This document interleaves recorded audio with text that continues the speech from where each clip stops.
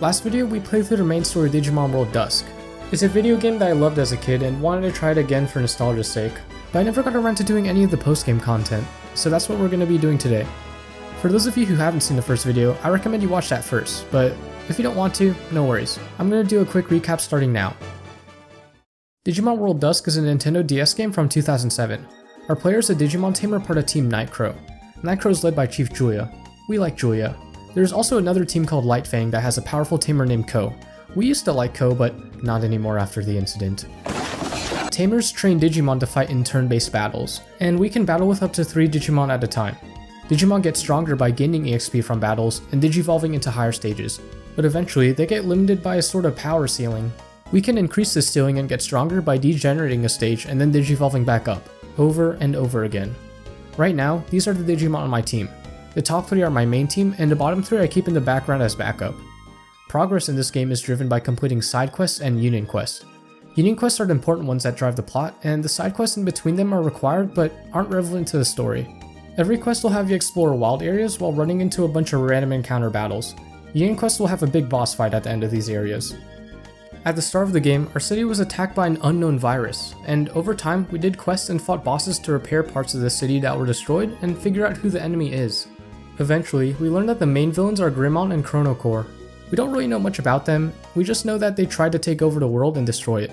After defeating them in a final battle and saving the world, Chronocore lamented about a Digimon named Chronomon. This is the first time in this game that Chronomon has been mentioned, but apparently he does have some history in a prequel Digimon DS game. At this point of the game, I'm pretty underleveled and had a lot of trouble with that last boss fight. It's not like I skip every battle I run into when exploring areas, it's just that I haven't gone out of my way to spend hours grinding yet. Spoiler alert, this is gonna come back to bite me. With that recap out of the way, let's begin the post-game of Digimon World Dusk. If only Chronomon were here. We just saved a digital world. Sweet. We celebrate with Chief Julia and the others, go to collect our reward for completing that union quest, and oh, this says 58% completion.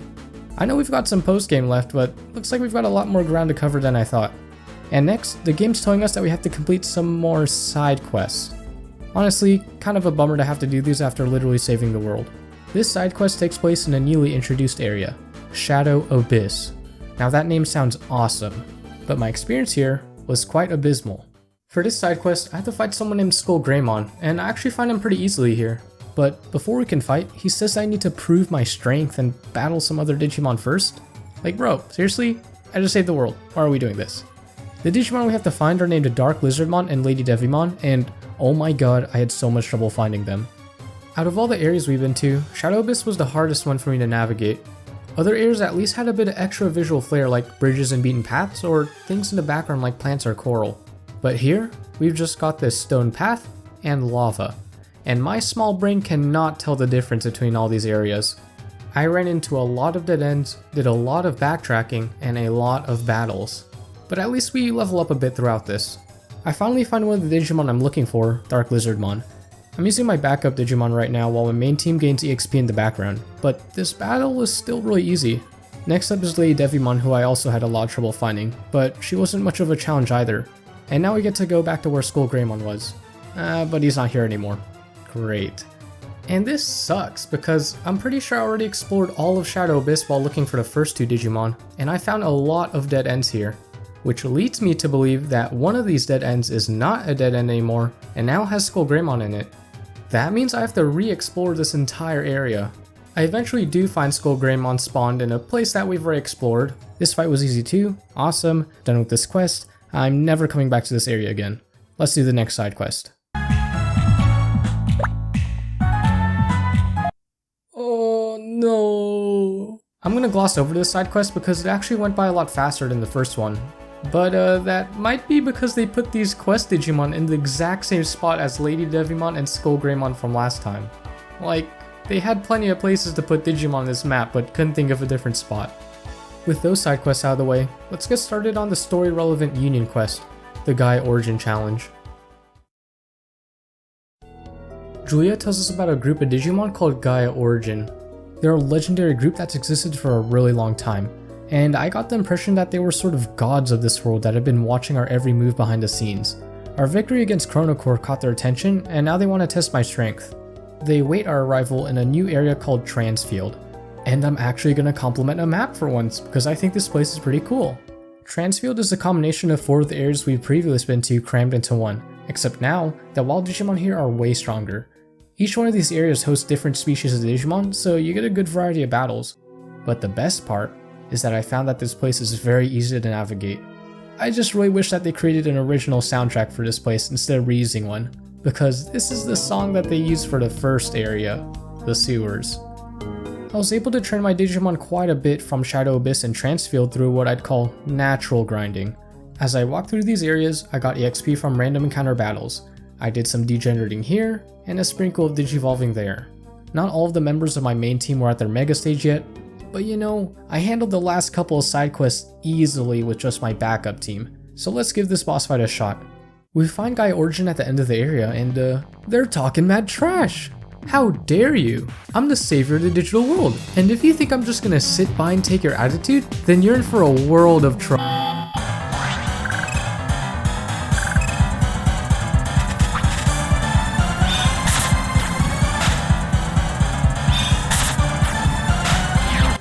You're not high enough level.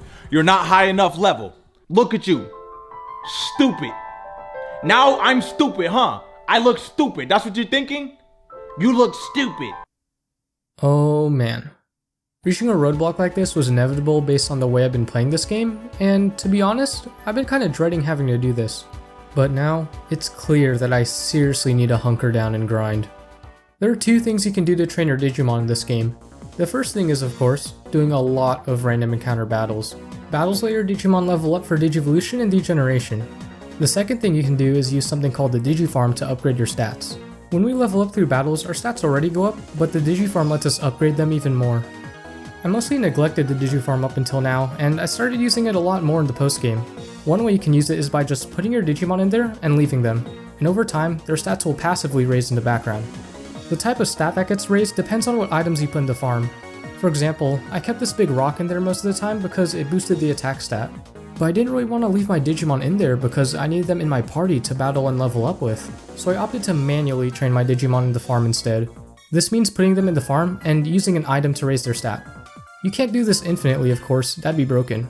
Instead, you can use this method every 15 to 20 minutes before it resets and you can do it again. So I got into the habit of training my Digimon Transfield, putting them in the farm real quick to boost their stats, then taking them out to train again until the farm resets.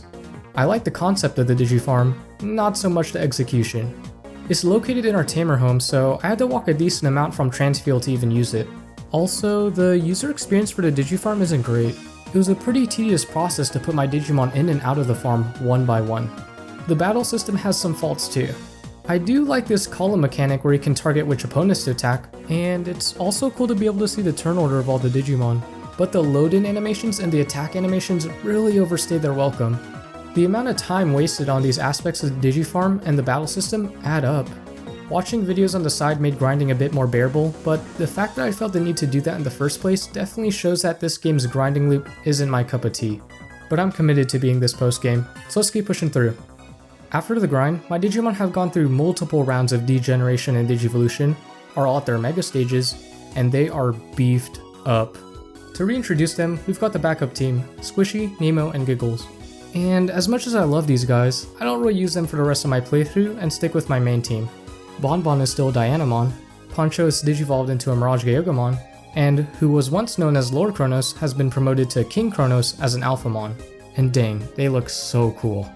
There's also items you can equip onto Digimon to upgrade certain stats, so I made sure to suit up my Digimon before the big rematch. Finally, after all these hours, let's give Gaia Origin another shot. First up is Duffmon and Slafemon, and I got back at them real good. They went down only after a couple rounds of attacks. Next, a Digimon called Apocalypmon comes in for battle. He goes down within a couple of rounds too. After that, we battled Susanomon, followed by Azid Millenniummon, followed by Alphamon and Omegamon.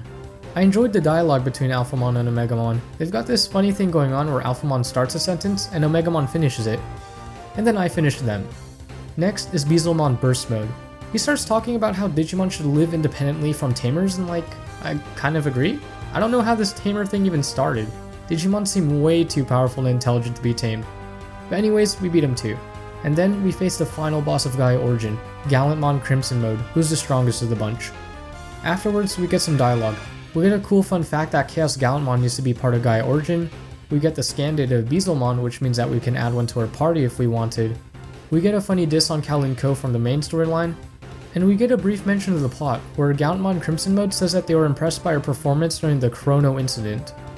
And with that, this Union quest is complete. Gaia Origin was a cool quest, and I really liked the boss rush. We got to see a lot of awesome looking Digimon, and I'm just glad that we could fight the bosses in one place instead of having to go out and look for each one.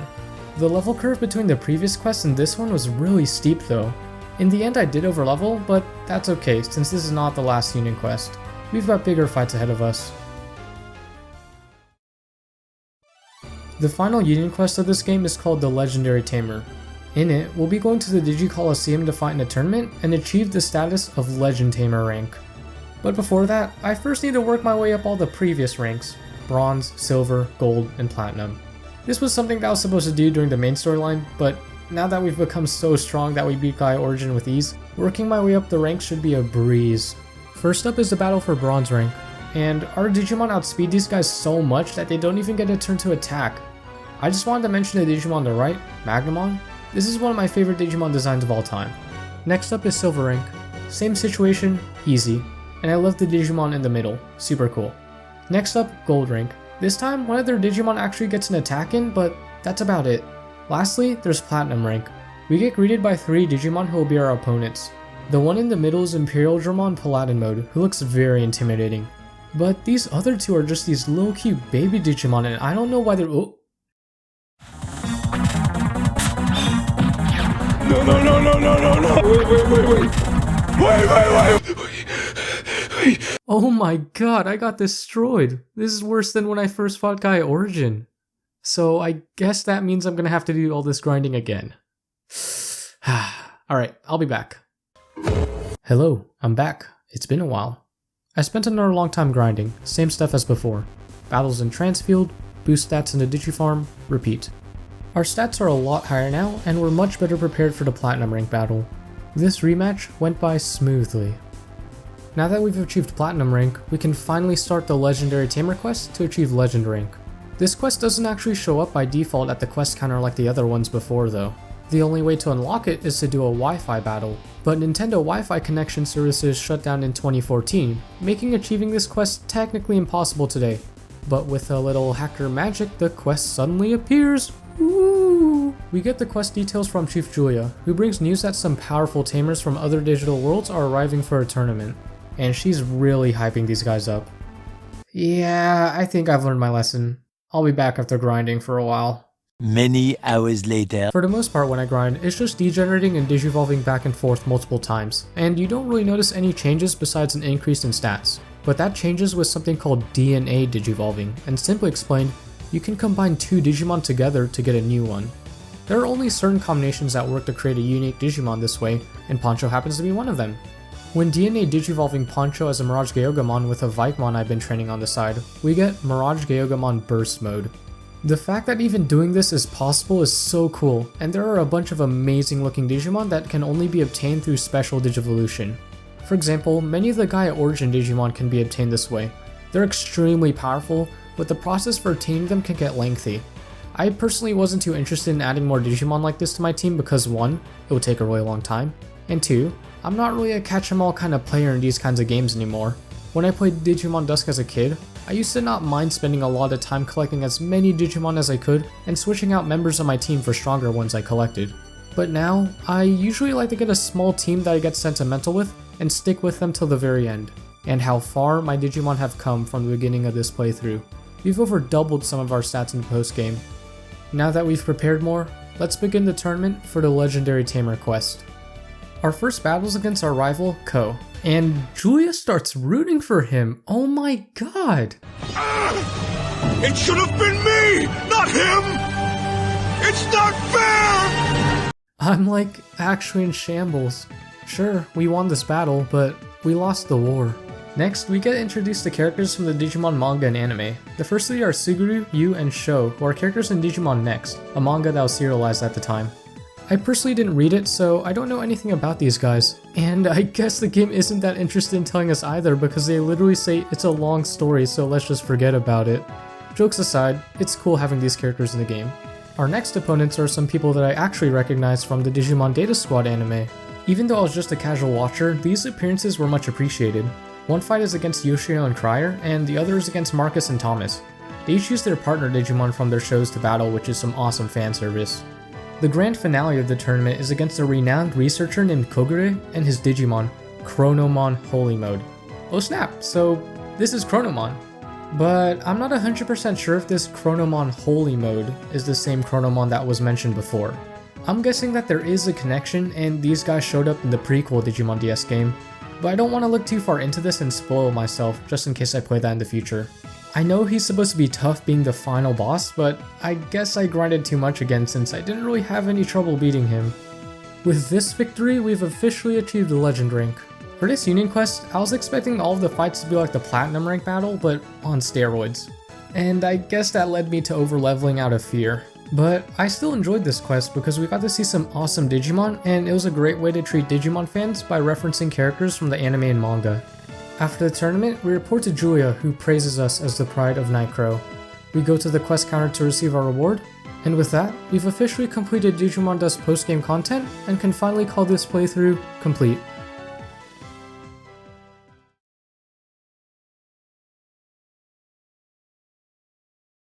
Are you sure about that? I thought I beat the final Union quest. Why isn't this at 100%? Let me look up something real quick. Oh no. So it turns out there are these things called farm quests. They're basically side quests, but they don't show up on this counter by default like the other side quests do. In order for a farm quest to show up, you have to obtain a specific Digimon that has a specific nature and put it inside your Digifarm. Only after that, the quest will show up at the counter. There are 16 of these. I have to collect 16 new Digimon, make sure each of them have the right nature, then do all their side quests. A little later. So I collected every Digimon I needed and organized them into different farm islands, then dished out each quest one by one. It took a little over 4 hours to finish all this, and I don't really have much to mention about these besides complaints, which kinda sucks. There were a couple enjoyable moments, like this Mammothmon who asked to collect some people's legs as ingredients for food, and I was endeared by this Mecha Tyrannomon who wanted to help his friend gain some confidence. But more often than not, I found myself questioning the gameplay and writing decisions that were made here. I know the purpose of these quests are for you to grind out battles while exploring and gaining XP, but sometimes it really felt like they put these quest objectives in intentionally confusing places to force you to backtrack and then do more battles, and I wasn't a fan of that. These farm quests were a bit of a sour end to this whole playthrough. I know these weren't supposed to all be done at once in the post-game like this, but I'm not sure how I was supposed to know these even existed until now. I don't remember anybody in the game telling me about farm quests, and I imagine most people that played the game like me ended up having to look up these obscure quest requirements. But with those completed, now we have officially 100% completed Digimon World Dusk. Are you sure about? But technically there is more that could be done here, which is collecting every Digimon. And as awesome as all these Digimon are, there is a lot of grinding required to obtain them, and I think some are exclusive to another game, Digimon World Dawn. So I think this is where I'm gonna call it. Let's go into final thoughts. The post-game gave us two Union quests, Gaia Origin and the Legendary Tamer. Both of these introduced us to interesting characters, awesome Digimon designs, and challenging boss fights, and overall, I enjoyed them. But wow, did we need to do a lot of grinding to get to them. The main storyline from the first video took me 17 hours, and for this post-game, excluding the time we spent doing the farm quests at the end, took me an additional 27 hours to complete. As much as I criticize the side quests in this game, at the very least they serve the purpose of giving the player stuff to do for the sake of training. I don't like how they did it, but they get the job done by giving your Digimon enough EXP to level up for the next boss fight. But in this post-game, these Shadow Abyss side quests did not prepare us at all for the difficulty of the Gaia Origin challenge. It was an insane difficulty spike, and the only option I had after Shadow Abyss was to train in Transfield over and over. And after Gaia Origin, we had the Legendary Tamer quest, which was another ridiculous jump in difficulty. This time, there's not even any side quests in between, so again, we just have to grind in Transfield over and over again. I think I made a genuine effort to engage in Digimon Dusk mechanics and use the optimal strategy for gaining EXP. In addition to doing battles over and over, I equipped items that boosted how much EXP I'd gain per battle, and I constantly went back and forth from grinding in Transfield to boosting my stats in the Digifarm. But even with this, the grind took so long to the point where the repetition became numbing to me. Next, let's talk about the story. After each grind, I did enjoy the union quests themselves in the moment, but in retrospect, I wish they gave us more insight on some unanswered questions we had during the main storyline, like where did Greymon and Chronocore come from? Why do they want to destroy the digital world? Who's Chronomon?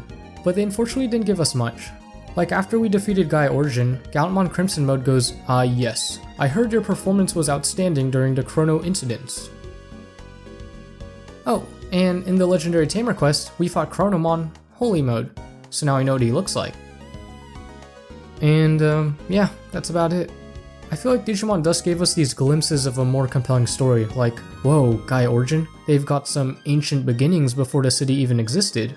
And from what I've heard in the main story, Chronocore has some origins from before the city existed even too, so like, I wonder if there's any connection.